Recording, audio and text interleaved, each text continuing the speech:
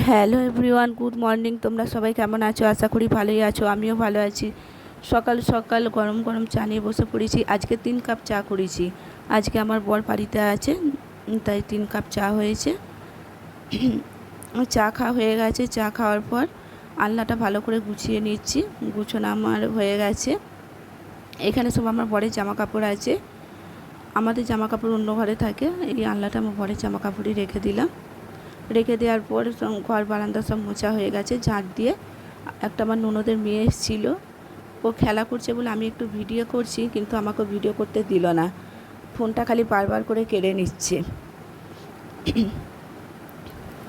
দেওয়ার পর আজকে আমার বর চিকেন এনে দিয়েছে। আমি চিকেনটা রান্না করে নিলাম। রান্না করে নেওয়ার পর আমি দুপুরবেলা তাল চেঁচে নিয়েছিলাম।